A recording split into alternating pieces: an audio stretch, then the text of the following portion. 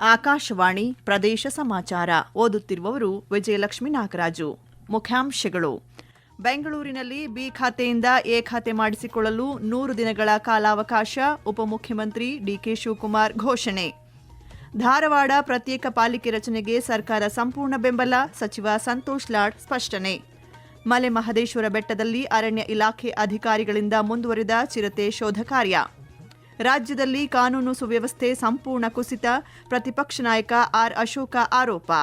ಹಾಗೂ ರಾಜ್ಯದ ಹಲವೆಡೆ ಮುಂದಿನ 1 ವಾರ ಮಳೆ, 20 ಜಿಲ್ಲೆಗಳಿಗೆ ಯೆಲ್ಲೋ ಅಲರ್ಟ್ ಘೋಷಿಸಿದ ಹವಾಮಾನ ಇಲಾಖೆ. ಬೆಂಗಳೂರಿನಲ್ಲಿ ಬಿ ಖಾತೆಯಿಂದ ಎ ಖಾತೆ ಮಾಡಿಸಿಕೊಳ್ಳಲು 100 ದಿನಗಳ ಕಾಲಾವಕಾಶ ನೀಡಲಾಗುವುದು ಎಂದು ಉಪಮುಖ್ಯಮಂತ್ರಿ ಡಿಕೆ ಶಿವಕುಮಾರ್ ತಿಳಿಸಿದ್ದಾರೆ. ಬೆಂಗಳೂರಿನಲ್ಲಿಂದು ಸುದ್ದಿಗಾರರೊಂದಿಗೆ ಮಾತನಾಡಿದ ಅವರು, ಈ ಸಂದರ್ಭದಲ್ಲಿ 5% 2% ಮಾರ್ಗದರ್ಶಿ ದರ ಇಳಿಕೆ ಮಾಡಲಾಗುವುದು ಎಂದು ತಿಳಿಸಿದ್ದಾರೆ. ಇದರಿಂದ 7 ಲಕ್ಷ ಬಿ ಖಾತಾದಾರರಿಗೆ ಅನುಕೂಲವಾಗಲಿದೆ. ಈ ಮೂಲಕ ಬೆಂಗಳೂರಿನ ಅಭಿವೃದ್ಧಿಗೆ 6ನೇ ಭೂ ಗ್ಯಾರಂಟಿ ನೀಡಲಾಗುವುದು ಎಂದು ತಿಳಿಸಿದ್ದಾರೆ. 100 ದಿನಗಳಲ್ಲಿ ಖಾತೆ ಬದಲಾವಣೆ ಮಾಡದಿದ್ದರೆ 5% ಗೈಡೆನ್ಸ್ ವ್ಯಾಲ್ಯೂ ಇರಲಿದೆ ಎಂದು ಸ್ಪಷ್ಟಪಡಿಸಿದ್ದಾರೆ. ಮೇ 17ರಿಂದ ನೂತನ ಮಾರ್ಗಸೂಚಿ ಆರಂಭವಾಗಲಿದೆ ಎಂದು ಉಪಮುಖ್ಯಮಂತ್ರಿ ಡಿಕೆ ಶಿವಕುಮಾರ್ ಹೇಳಿದ್ದಾರೆ. ಧಾರವಾಡ ಪ್ರತ್ಯೇಕ ಪಾಲಿಕೆ ರಚನೆಗೆ ನಮ್ಮ ಸಂಪೂರ್ಣ ಬೆಂಬಲವಿದ್ದು, ಈ ಕಡತಕ್ಕೆ ರಾಜ್ಯಪಾಲರ ಅಂಕಿತ ಹಾಕಿಸುವ ನಿಟ್ಟಿನಲ್ಲಿ ಸರ್ಕಾರ ಕಾರ್ಯೋನ್ಮುಖವಾಗಲಿದೆ ಎಂದು ಕಾರ್ಮಿಕ ಹಾಗೂ ಜಿಲ್ಲಾ ಉಸ್ತುವಾರಿ ಸಚಿವ ಸಂತೋಷ್ ಲಾಡ್ ತಿಳಿಸಿದ್ದಾರೆ. ಧಾರವಾಡದಲ್ಲಿ ಸುದ್ದಿಗಾರರೊಂದಿಗೆ ಮಾತನಾಡಿದ ಅವರು, ಪ್ರತ್ಯೇಕ ಪಾಲಿಕೆ ರಚನೆಗೆ ನಮ್ಮ ಸರ್ಕಾರ ಬದ್ಧವಾಗಿದೆ. ಕಾನೂನು ಸಚಿವ ಎಚ್.ಕೆ. ಪಾಟೀಲ್ ಅವರ ನೇತೃತ್ವದಲ್ಲಿ ರಾಜ್ಯಪಾಲರ ಭೇಟಿಗೆ ಸಮಯ ಕೇಳಲಾಗುವುದು. ಒಂದು ವೇಳೆ ಈ ಪ್ರಸ್ತಾವನೆಗೆ ಸಹಿ ಹಾಕಲು ರಾಜ್ಯಪಾಲರು ನಿರಾಕರಿಸಿದರೆ ಹೋರಾಟ ನಡೆಸಲಾಗುವುದು ಎಂದು ಹೇಳಿದ್ದಾರೆ. ಈಗಾಗಲೇ ರಾಜ್ಯಪಾಲರ ಬಳಿ ಇರುವ ಪ್ರಸ್ತಾವನೆಗೆ ಒಪ್ಪಿಗೆ ಪಡೆಯುವ ನಿಟ್ಟಿನಲ್ಲಿ ಮುಖ್ಯಮಂತ್ರಿ ಸಿದ್ದರಾಮಯ್ಯ, ಉಪಮುಖ್ಯಮಂತ್ರಿ ಡಿಕೆ ಶಿವಕುಮಾರ್ ಹಾಗೂ ನಗರಾಭಿವೃದ್ಧಿ ಸಚಿವ ಭೈರತಿ ಸುರೇಶ್ ಅವರೊಂದಿಗೆ ಚರ್ಚಿಸಿ ಮುಂದಿನ ಕ್ರಮ ಕೈಗೊಳ್ಳಲಾಗುವುದು ಎಂದು ಸ್ಪಷ್ಟಪಡಿಸಿದ್ದಾರೆ. ಚಾಮರಾಜನಗರ ಜಿಲ್ಲೆ ಹನೂರು ತಾಲೂಕಿನ ಮಲೆ ಮಹದೇಶ್ವರ ಬೆಟ್ಟದಲ್ಲಿನ ಇಂಡಿಗನತ್ತದಲ್ಲಿ ಚಿರತೆ ದಾಳಿಯಲ್ಲಿ ಬಾಲಕ ಸಾವನ್ನಪ್ಪಿದ ಪ್ರಕರಣಕ್ಕೆ ಸಂಬಂಧಿಸಿದಂತೆ ಅರಣ್ಯ ಇಲಾಖೆಯು ನಿರಂತರ ಕಾರ್ಯಾಚರಣೆ ನಡೆಸುತ್ತಿದೆ. ಚಿರತೆ ಸೆರೆ ಕಾರ್ಯಪಡೆ ಸೇರಿದಂತೆ 70ಕ್ಕೂ ಹೆಚ್ಚು ಸಿಬ್ಬಂದಿಯಿಂದ ಶೋಧ ಕಾರ್ಯ ಮುಂದುವರೆದಿದೆ. ಡ್ರೋನ್ ಹಾಗೂ ಥರ್ಮಲ್ ಡ್ರೋನ್ ಮೂಲಕ ಚಿರತೆ ಹುಡುಕಾಟ ಮುಂದುವರೆದಿದ್ದು, ಕ್ಯಾಮೆರಾ ಟ್ರಾಪ್ನಲ್ಲಿ ಚಿರತೆ ಓಡಾಟದ ದೃಶ್ಯ ಸೆರೆಯಾಗಿದೆ. ಬೆಳಗಿನ ಜಾವ ಕ್ಯಾಮೆರಾ ಟ್ರಾಪ್ನಲ್ಲಿ ಚಿರತೆ ದೃಶ್ಯ ಸೆರೆಯಾಗಿದ್ದು, ಸದ್ಯ ಚಿರತೆ ಸೆರೆಗೆ ಅರಣ್ಯ ಇಲಾಖೆ ಪ್ರಯತ್ನ ಮುಂದುವರೆಸಿದೆ. ವಿವಿಧ ಮಾದರಿಯ ಬೋನ್ಗಳನ್ನು ಆಯಕಟ್ಟಿನ ಸ್ಥಳಗಳಲ್ಲಿ ಇರಿಸಲಾಗಿದ್ದು, ಕಾರ್ಯಾಚರಣೆ ಮುಂದುವರೆದಿದೆ. ರಾಜ್ಯದಲ್ಲಿ ಕಾನೂನು ಸುವ್ಯವಸ್ಥೆ ಸಂಪೂರ್ಣ ಕುಸಿದಿದೆ ಎಂದು ವಿಧಾನಸಭೆ ವಿರೋಧ ಪಕ್ಷದ ನಾಯಕ ಆರ್ ಅಶೋಕ ಆರೋಪಿಸಿದ್ದಾರೆ. ಬೆಂಗಳೂರಿನಲ್ಲಿಂದು ಸುದ್ದಿಗಾರರೊಂದಿಗೆ ಮಾತನಾಡಿದ ಅವರು, ಪೊಲೀಸ್ ಇಲಾಖೆ ಶಿಸ್ತು, ನೈತಿಕತೆ ಮತ್ತು ಸಾರ್ವಜನಿಕ ನಂಬಿಕೆಯನ್ನು ಕಳೆದುಕೊಂಡಿದೆ ಎಂದು ದೂರಿದ್ದಾರೆ. ಪೊಲೀಸ್ ಇಲಾಖೆ ಕುರಿತಂತೆ ಮಾಧ್ಯಮಗಳಲ್ಲಿ ವರದಿಯಾಗಿರುವ ಅಂಕಿಅಂಶಗಳು ರಾಜ್ಯದ ಕಾನೂನು ಸುವ್ಯವಸ್ಥೆಯ ಬಗ್ಗೆ ಪ್ರಶ್ನಿಸುವಂತಿದೆ ಎಂದು ತಿಳಿಸಿದ್ದಾರೆ. ಕೇವಲ 2 ವರ್ಷಗಳಲ್ಲಿ 713 ಪೊಲೀಸ್ ಅಧಿಕಾರಿಗಳನ್ನು ಅಮಾನತು ಮಾಡಿರುವುದು ರಾಜ್ಯದ ಸಂಪೂರ್ಣ ಆಡಳಿತ ವ್ಯವಸ್ಥೆ ಕುಸಿದು ಬಿದ್ದಿದೆ ಎಂಬುದಕ್ಕೆ ಸಾಕ್ಷಿ ಎಂದು ಹೇಳಿದ್ದಾರೆ. ರಾಜ್ಯ ಸರ್ಕಾರ ಅಪರಾಧಿಗಳನ್ನು ನಿಯಂತ್ರಿಸುತ್ತಿದೆಯೇ ಅಥವಾ ಅಪರಾಧಿಗಳಿಗೆ ರಾಜಕೀಯ ರಕ್ಷಣೆ ನೀಡುತ್ತಿದೆಯೇ ಎಂದು ಪ್ರಶ್ನಿಸಿದ್ದಾರೆ. ಪ್ರದೇಶ ಸಮಾಚಾರ ಕೇಳುತ್ತಿದ್ದೀರಿ. ನಮ್ಮ ಎಲ್ಲಾ ರಾಷ್ಟ್ರೀಯ ವಾರ್ತೆಗಳು ಹಾಗೂ ಪ್ರದೇಶ ಸಮಾಚಾರ ಈಗ ಆಕಾಶವಾಣಿ ನ್ಯೂಸ್ ಕನ್ನಡ ಯೂಟ್ಯೂಬ್ ಚಾನೆಲ್ನಲ್ಲಿ ಲಭ್ಯ. ನಮ್ಮ ಎಕ್ಸ್ ಖಾತೆ ಮತ್ತು ಇನ್ಸ್ಟಾಗ್ರಾಂ ಖಾತೆ ಆಕಾಶವಾಣಿ ನ್ಯೂಸ್ ಕನ್ನಡ. ಹೆಚ್ಚಿನ ಮಾಹಿತಿಗಾಗಿ ನಮ್ಮ ಫೇಸ್ಬುಕ್ ಖಾತೆ AIR ಕನ್ನಡ ನ್ಯೂಸ್ ಅನುಸರಿಸಿ. ಮಾಹಿತಿಯ ಹೂರಣ ವಾರದ ಕಾರ್ಯಕ್ರಮ ಪ್ರಚಲಿತ ವಿದ್ಯಮಾನ ಪ್ರತಿ ಬುಧವಾರ 9:15ಕ್ಕೆ. ಕೇಂದ್ರೀಯ ಪ್ರೌಢಶಿಕ್ಷಣ ಮಂಡಳಿ ಇಂದು 12ನೇ ತರಗತಿಯ ಫಲಿತಾಂಶಗಳನ್ನು ಪ್ರಕಟಿಸಿದೆ. ವಿದ್ಯಾರ್ಥಿಗಳು ತಮ್ಮ ಫಲಿತಾಂಶವನ್ನು ಅಧಿಕೃತ ವೆಬ್ಸೈಟ್, ಡಿಜಿಲಾಕರ್ ಮತ್ತು ಉಮಂಗ್ ಅಪ್ಲಿಕೇಶನ್ನಲ್ಲಿ ನೋಂದಣಿ ಸಂಖ್ಯೆಯನ್ನು ನಮೂದಿಸುವ ಮೂಲಕ ಪರಿಶೀಲಿಸಬಹುದು. ಸಿಬಿಎಸ್ಇ 12ನೇ ತರಗತಿಯ ಪರೀಕ್ಷೆಗಳನ್ನು ಫೆಬ್ರವರಿ 17ರಿಂದ ಏಪ್ರಿಲ್ 10ರ ನಡುವೆ ನಡೆಸಿತ್ತು. ನೀಟ್ ಪರೀಕ್ಷೆಯ ಪ್ರಶ್ನೆ ಪತ್ರಿಕೆ ಸೋರಿಕೆ ಪ್ರಕರಣ ಖಂಡಿಸಿ ಶಿವಮೊಗ್ಗ ಜಿಲ್ಲಾ ಯುವ ಕಾಂಗ್ರೆಸ್ ಸಮಿತಿ ಇಂದು ಪ್ರತಿಭಟನೆ ನಡೆಸಿತು. ವಿನೋಬ ನಗರದಲ್ಲಿರುವ ಸಂಸದ ಬಿವೈ ರಾಘವೇಂದ್ರ ಅವರ ನಿವಾಸಕ್ಕೆ ಮುತ್ತಿಗೆ ಹಾಕಲು ಪ್ರತಿಭಟನಾಕಾರರು ಯತ್ನಿಸಿದರು. ಈ ವೇಳೆ ಪೊಲೀಸರು ಪ್ರತಿಭಟನಾಕಾರರನ್ನು ತಡೆದು ನಂತರ ಯುವ ಕಾಂಗ್ರೆಸ್ ಕಾರ್ಯಕರ್ತರನ್ನು ವಶಕ್ಕೆ ಪಡೆದಿದ್ದಾರೆ. ಮೇ 3ರಂದು ನಡೆದ ನೀಟ್ ಪರೀಕ್ಷೆಯ ಪ್ರಶ್ನೆ ಪತ್ರಿಕೆ ಸೋರಿಕೆಯಾಗಿದೆ.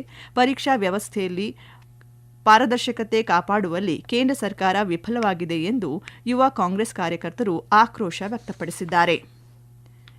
ಕನ್ನಡ ಚಿತ್ರರಂಗದ ನಟ ಹಾಗೂ ಧಾರಾವಾಹಿ ನಿರ್ಮಾಪಕ ದಿಲೀಪ್ ರಾಜ್ ಇಂದು ಮುಂಜಾನೆ ಹೃದಯಾಘಾತದಿಂದ ಬೆಂಗಳೂರಿನಲ್ಲಿ ನಿಧನರಾಗಿದ್ದಾರೆ. ಕೂಡಲೇ ಕುಟುಂಬಸ್ಥರು ಅವರನ್ನು ಆಸ್ಪತ್ರೆಗೆ ದಾಖಲಿಸಿದ್ದರೂ ಚಿಕಿತ್ಸೆಗೆ ಸ್ಪಂದಿಸದೆ ಆಸ್ಪತ್ರೆಯಲ್ಲೇ ಕೊನೆಯುಸಿರೆಳೆದಿದ್ದಾರೆ. ಹಿರಿಯ ನಟರಾದ ರಿಷಬ್ ಶೆಟ್ಟಿ, ಗಣೇಶ್ ಸೇರಿದಂತೆ ಚಿತ್ರರಂಗದ ಹಲವು ಗಣ್ಯರು ಸಂತಾಪ ಸೂಚಿಸಿದ್ದಾರೆ. ಬಿಜೆಪಿ ರಾಜ್ಯಾಧ್ಯಕ್ಷ ಬಿವೈ ವಿಜಯೇಂದ್ರ ನಟ ದಿಲೀಪ್ ರಾಜ್ ಅವರ ನಿಧನಕ್ಕೆ ದುಃಖ ವ್ಯಕ್ತಪಡಿಸಿದ್ದಾರೆ.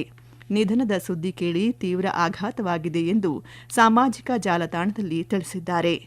ಸುಗ್ರೀವ, ಬಾಯ್ ಫ್ರೆಂಡ್, ಮಿಲನ, ಯೂಟರ್ನ್ ಸೇರಿದಂತೆ ಸುಮಾರು 28 ಚಿತ್ರಗಳಲ್ಲಿ ದಿಲೀಪ್ ರಾಜ್ ನಟಿಸಿದ್ದಾರೆ. ಅಲ್ಲದೆ ಹಲವು ಧಾರಾವಾಹಿಗಳ ಮೂಲಕವೂ ಅವರು ಮನೆ ಮಾತಾಗಿದ್ದರು. ಬಮೂಲ್ ಕಲ್ಯಾಣ ಟ್ರಸ್ಟ್ ವತಿಯಿಂದ ಹಾಲು ಉತ್ಪಾದಕರ ಕಲ್ಯಾಣಕ್ಕೆ ಹಾಗೂ ಸದಸ್ಯರ ಮಕ್ಕಳ ಪ್ರತಿಭಾ ಪುರಸ್ಕಾರಕ್ಕಾಗಿ ವಾರ್ಷಿಕ 20 ಕೋಟಿ ರೂಪಾಯಿಗಳನ್ನು ವಿನಿಯೋಗಿಸಲಾಗುತ್ತಿದೆ. ಬಮೂಲ್ನಲ್ಲಿ ಸಂಗ್ರಹವಾಗಿರುವ 70 ಕೋಟಿ ರೂಪಾಯಿ ಹಣವನ್ನು ರೈತರಿಗೆ 1 ರೂಪಾಯಿ ಪ್ರೋತ್ಸಾಹಧನದ ಮೂಲಕ ವಿತರಿಸಲಾಗಿದೆ ಎಂದು ಬೆಂಗಳೂರು ಸಹಕಾರ ಹಾಲು ಒಕ್ಕೂಟದ ಅಧ್ಯಕ್ಷ ಡಿಕೆ ಸುರೇಶ್ ಹೇಳಿದ್ದಾರೆ. ಬೆಂಗಳೂರು ಗ್ರಾಮಾಂತರ ಜಿಲ್ಲೆಯ ದೇವನಹಳ್ಳಿಯಲ್ಲಿ ಬೆಂಗಳೂರು ಹಾಲು ಒಕ್ಕೂಟದ ವತಿಯಿಂದ ನಡೆದ ಪ್ರತಿಭಾ ಪುರಸ್ಕಾರ ಚೆಕ್ ವಿತರಣೆ ಹಾಗೂ ನಿವೃತ್ತ ನೌಕರರಿಗೆ ಸನ್ಮಾನ ಕಾರ್ಯಕ್ರಮದಲ್ಲಿ ಮಾತನಾಡಿದ ಅವರು, ಹೈನುಗಾರಿಕೆಯಲ್ಲಿ ಹೆಣ್ಣು ಕರುಗಳಿದ್ದರೆ ರೈತರಿಗೆ ಆದಾಯ ಹೆಚ್ಚಾಗಲಿದ್ದು, ಹೆಣ್ಣು ಕರುಗಳ ಜನನವಾಗುವಂತೆ ಯೋಜನೆ ರೂಪಿಸಿದೆ. ಇದರಿಂದ ರೈತರು ಹೆಚ್ಚಿನ ಹಸುಗಳನ್ನು ಸಾಕಬಹುದಾಗಿದ್ದು, ಆದಾಯ ವೃದ್ಧಿಯಾಗಲಿದೆ ಎಂದು ಹೇಳಿದ್ದಾರೆ. ಈಗ ಬಮೂಲ್ ನೇತೃತ್ವದಲ್ಲಿಯೇ ವಿಮಾ ಪಾಲಿಸಿ ಪ್ರಕ್ರಿಯೆಗಳನ್ನು ನಡೆಸಲಾಗುತ್ತಿದೆ. ಎಐ ತಂತ್ರಜ್ಞಾನದ ಮೂಲಕ ಹಸುಗಳ ಮೂಗುಗಳ ಬಯೋಮೆಟ್ರಿಕ್ ಫೋಟೋಗಳನ್ನು ಪಡೆದು 15 ದಿನಗಳ ಒಳಗೆ ವಿಮೆ ಹಣ ನೀಡಲಾಗುತ್ತಿದೆ. ಸುಮಾರು 1,20,000 ಹಸುಗಳಿಗೆ ವಿಮೆ ನೀಡಲಾಗಿದೆ ಎಂದು ಮಾಹಿತಿ ನೀಡಿದ್ದಾರೆ. ದಾವಣಗೆರೆ ಜಿಲ್ಲೆಯಲ್ಲಿ ಮುಂಗಾರು ಮಳೆ ವಿಳಂಬ ಹಾಗೂ ಜಲಮೂಲಗಳು ಬತ್ತುತ್ತಿರುವ ಹಿನ್ನೆಲೆಯಲ್ಲಿ ಗ್ರಾಮೀಣ ಪ್ರದೇಶದ ಕುಡಿಯುವ ನೀರಿನ ಸಮಸ್ಯೆ ನೀಗಿಸಲು ರಾಜ್ಯ ಸರ್ಕಾರದಿಂದ 1 ಕೋಟಿ ರೂಪಾಯಿ ತುರ್ತು ಅನುದಾನ ಬಿಡುಗಡೆಯಾಗಿದೆ ಎಂದು ಜಿಲ್ಲಾ ಪಂಚಾಯಿತಿ ಮುಖ್ಯ ಕಾರ್ಯನಿರ್ವಹಣಾಧಿಕಾರಿ ಗಿತ್ತಿ ಮಾಧವ ವಿಠ್ಠಲರಾವ್ ತಿಳಿಸಿದ್ದಾರೆ. ನೀರು ಮತ್ತು ನೈರ್ಮಲ್ಯ ಸಮಿತಿ ಸಭೆಯಲ್ಲಿ ಮಾತನಾಡಿದ ಅವರು, ಈ ಮೊತ್ತವನ್ನು ಜಿಲ್ಲೆಯ ಎಲ್ಲಾ ತಾಲೂಕುಗಳಿಗೆ ಹಂಚಿಕೆ ಮಾಡಲಾಗಿದ್ದು, ಜನ ಜಾನುವಾರುಗಳಿಗೆ ನೀರಿನ ತೊಂದರೆಯಾಗದಂತೆ ನೋಡಿಕೊಳ್ಳಲು ಸೂಚಿಸಲಾಗಿದೆ ಎಂದು ಹೇಳಿದ್ದಾರೆ. 1 ಕೋಟಿ ರೂಪಾಯಿ ಅನುದಾನದಲ್ಲಿ ಸಾಮಾನ್ಯ ವರ್ಗಕ್ಕೆ 75 ಲಕ್ಷ, ಪರಿಶಿಷ್ಟ ಜಾತಿಗೆ 17 ಲಕ್ಷ ಹಾಗೂ ಪರಿಶಿಷ್ಟ ಪಂಗಡಕ್ಕೆ 7 ಲಕ್ಷ ರೂಪಾಯಿ ಮೀಸಲಿಡಲಾಗಿದೆ ಎಂದು ಸ್ಪಷ್ಟಪಡಿಸಿದ್ದಾರೆ. ಕುಡಿಯುವ ನೀರಿನ ತುರ್ತು ಕಾಮಗಾರಿಗಳ ಅನುಷ್ಠಾನದಲ್ಲಿ ಅಕ್ರಮ ಎಸಗುವವರ ವಿರುದ್ಧ ಕಠಿಣ ಕ್ರಮ ಜರುಗಿಸಲಾಗುವುದು. ಈಗಾಗಲೇ ಹೆಚ್ಚಿನ ಅನುದಾನಕ್ಕೆ ಬೇಡಿಕೆ ಇಟ್ಟಿದ್ದ 3 ಅಧಿಕಾರಿಗಳಿಗೆ ನೋಟಿಸ್ ನೀಡಲಾಗಿದೆ ಎಂದು ತಿಳಿಸಿದ್ದಾರೆ. ರಾಜ್ಯದ ಕೆಲವೆಡೆ ಇಂದಿನಿಂದ ಮುಂದಿನ 1 ವಾರ ಸಾಧಾರಣ ಮಳೆಯಾಗುವ ಕುರಿತು ಹವಾಮಾನ ಇಲಾಖೆ ಮುನ್ಸೂಚನೆ ನೀಡಿದೆ. ಇಂದು 20 ಜಿಲ್ಲೆಗಳಿಗೆ ಯೆಲ್ಲೋ ಅಲರ್ಟ್ ಘೋಷಿಸಲಾಗಿದೆ.